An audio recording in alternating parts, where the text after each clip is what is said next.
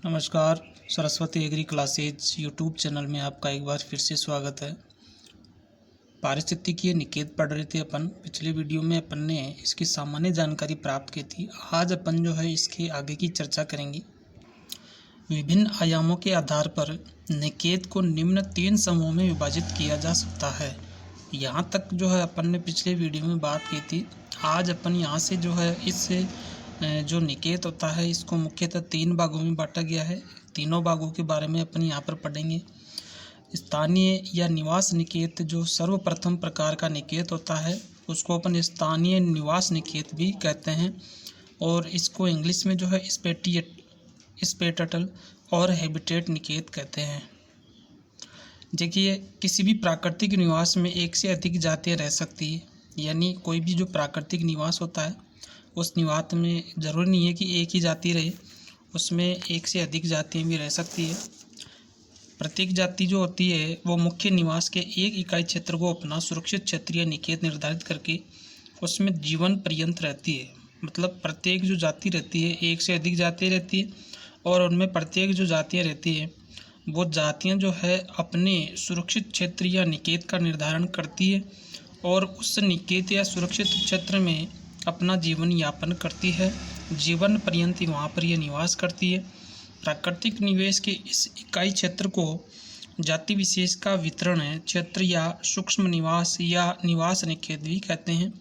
ये जो आपका निवास है, स्थानीय निवास, इसमें प्राकृतिक निवास जो होता है वो उस प्राकृतिक निवास में इकाई क्षेत्र को जो जाति है, यानी जो जाति यहाँ पर इस प्राकृतिक निवास में रहती है, विशेष जो इसका जो वितरण होता है वो वितरण जो होता है वो सूक्ष्म निवास या निवास निकेत का यहाँ पर जो है कहलाता है। इसी को अपन स्थानीय निवास भी कहते हैं। देखिए, स्थानीय निवास या जो निवास निकेत होता है उसके बारे में आगे एक बात कही गई है। सूक्ष्म निवास का मुख्य निवास से किस प्रकार विखंडन होता है, मतलब जो सूक्ष्म निवास होता है उसका मुख्य निवास यानी जो मेन निवास या हैबिटेट जो होता है, निकेत होता है, उसमें जो है सूक्ष्म निवास या सूक्ष्म निकेत किस प्रकार से अलग होता है, उसका किस प्रकार से विखंडन होता है। इसका एक अति रोचक विवरण जो है एक वैज्ञानिक है जिसका नाम है नील। उस नील ने 1967 में कनक खजूरा की कुछ जातियों का गहन अध्ययन करके दिया था। कनक खजूरा जो होता है वो क्या होता है, कनक खजूरा जैसे रात्रि विचरण करता है, एक प्रकार का प्राणी है जो रात्रि में विचरण करता है, और ये एक जो है इसकी जाति है। और इस जाति का जो है अध्ययन करके जो वैज्ञानिक नील है उसने जो मुख्य निवास है और जो सूक्ष्म निवास है इन दोनों के मध्य अंतर को प्रतिपादित किया था। इसमें जो निवास जो होता है किसका, कनक खजूरे का, वो मेपिल ओक वन होता है। मेपिल ओक वन मतलब होता है कि जो ऑर्किड होते हैं, आक जिनको अपन कहते हैं, उनके जो वन होते हैं उनमें ये कनक खजूरा निवास करता है। उसका ये निवास या निकेत होता है। इसकी संपूर्ण निवास में जो जाति हैं वो समान प्रकार से वितरित नहीं होती है। तो प्रधान निवास या जो निकेत होता है उससे जो है सूक्ष्म मात्रा में या सूक्ष्म जो निवास या निकेत है इसका मेपिल ओक वन, यानी ये जो ओक है उस ओक की लकड़ी जो है उस लकड़ी के लट्ठों को सड़ा गला या बहाव कर सकता है। इस प्रकार से यहाँ पर जो है इस कनक खजूरे की जातियों का गहन अध्ययन जो है नील नामक वैज्ञानिक ने करके निवास जो होता है, मुख्य निवास जो होता है, उस मुख्य निवास को सूक्ष्म निवास से अलग करने का प्रयत्न किया था। इसके बाद में अगला जो अपन निवास या निकेत पढ़ते हैं वो आपका है पोषक निकेत, जिसको इंग्लिश में ट्रॉफिक निकेत भी कहते हैं। देखिए क्या होता है ट्रॉफिक निकेत। कभी कभी 2 या अधिक जातियाँ एक समान निवास करती है, परंतु पोषण की भिन्नता के कारण इनके निकेत अलग अलग होते हैं। आप यहाँ पर ध्यान दीजिए कि यहाँ पर भी जो है कुछ अधिक जातियाँ निवास करती है एक समान, परंतु इनका जो पोषण की प्रकृति है या पोषण की जो भिन्नता है उस भिन्नता के कारण से इनके जो निकेत है वो अलग अलग होते हैं। यहाँ पर ध्यान दीजिए, निकेत जो होंगे पोषण के आधार पर अलग अलग होंगे। इससे पहले अपन ने जो पढ़ा था वो स्थानीय निवास निकेत पढ़ा था, उसमें जो है रहने का जो रहन सहन है उसके आधार पर जो है जातियों का वितरण अलग अलग रहता है। उदाहरण दे रखा है यहाँ पर, देखिए प्राणी पल्लवक जिनको अपन जू प्लैंकटन कहते हैं, ये जल के किनारे पल्लवक भक्षक क्रस्टेशिया वर्ग के प्राणी किनारे से कुछ दूरी तक और प्लवक तथा छोटे क्रस्टेशिया आदि शाक भक्षण करने वाली मछलियां तालाब के संपूर्ण जल में विचरण करती है। इसी प्रकार अन्य प्राकृतिक निवासों में भी पोषण के आधार पर एक ही प्राकृतिक निवास में विभिन्न प्राणी जातियां अलग अलग पोषक निकेत में वितरित होती है। यहाँ पर देखिए जल जो होता है, जैसे समुद्र है, तो उस समुद्र का जो जल होता है उसमें प्राणी पलवक पाए जाते हैं जिनको जूप्लैंक्टन कहते हैं। ये प्राणी पलवक या जूप्लैंक्टन क्या होते हैं, कुछ क्रस्टेशिया जो कीट होते हैं उनका ये भक्षण करते हैं। और ध्यान दीजिए ये जल के किनारे पर रहते हैं, यानी क्रस्टेशिया वर्ग की जो कीट है इनको कहाँ पर मिलेंगे, किनारे पर मिलेंगे। तो किनारे पर ये रहेंगे और वहाँ पर अपना पोषण प्राप्त करेंगे। इसके अलावा कुछ पलवक जो होते हैं इनसे कुछ दूरी पर रहते हैं और छोटे क्रस्टेशिया जो कीड़े होते हैं उनको खाते हैं। या शाक जो होती है, शाक जिनको अपन कह सकते हैं हर्बेरिसियस जिसको अपन कहते हैं, छोटी जो शाक वनस्पति होती है उसका भक्षण करते हैं। कुछ मछलियाँ जो होती है वो संपूर्ण तालाब में या संपूर्ण समुद्र में या जल में वितरण करती है।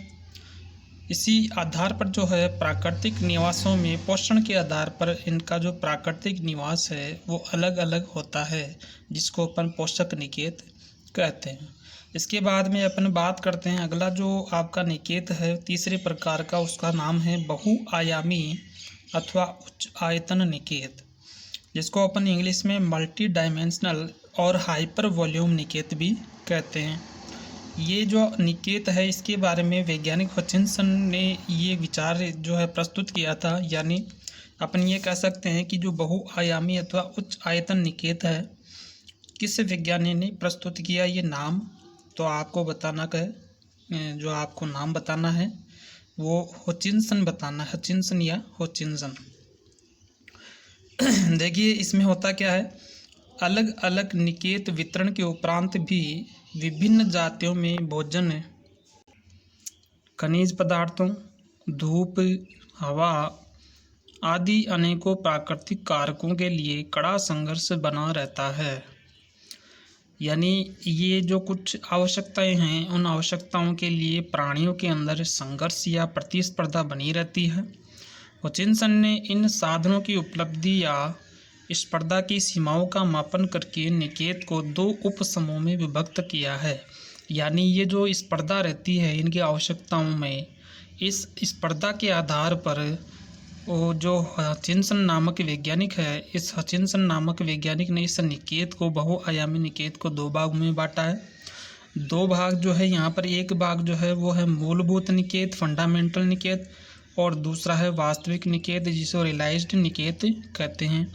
सबसे पहले अपन जो है इसमें मूलभूत निकेत की बात करते हैं। वह निकेत जिसमें रहने वाली जाति को उपरोक्त कारकों या सुविधाओं के लिए अन्य जातियों से स्पर्धा नहीं करनी पड़ती है, अर्थात ऐसे निकेत जाति विशेष के लिए पूर्ण सुरक्षित है।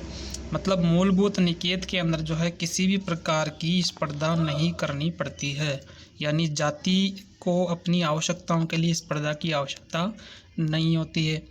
वास्तविक निकेत वह निकेत होता है जिसमें रहने वाली जाति को उपरोक्त प्राकृतिक कारक या सुविधाओं के लिए स्पर्धा करनी पड़ती है। यहाँ पर देखिए इस निकेत में जो वास्तविक निकेत होता है इसमें स्पर्धा करनी पड़ती है, क्योंकि जातियाँ जो होती है उनमें उनके कारकों या आवश्यकताओं की समानता रहती है और समानता रहने के कारण से इनमें स्पर्धा बनी रहती है। तो इस प्रकार से ये बहुआयामी निकेत दो प्रकार का अपने पड़ा है, मूलभूत निकेत और इसके अलावा वास्तविक निकेत। एक प्रकार का चित्र आप देख रहे हैं, ये बहुआयाम या उच्च आयतन का चित्रण दे रखा है, जिसमें अपन ने अभी मूलभूत निकेत और वास्तविक निकेत की बात की है। यहाँ पर इनमें जो है यहाँ पर दो स्पीसीज दे रखी है, ऊपर ध्यान दीजिए, एक ए स्पीसीज और दूसरी बी स्पीसीज है। ए स्पीसीज मतलब पॉपुलेशन ऑफ स्पीसीज ए, और एक तरफ दे रखी है पॉपुलेशन स्पीसीज बी। इस प्रकार से यहाँ पर देखिए ये पॉपुलेशन स्पीसीज ए है, बी है यहाँ पर, और यहाँ पर जो है पॉपुलेशन स्पीसीज ए है।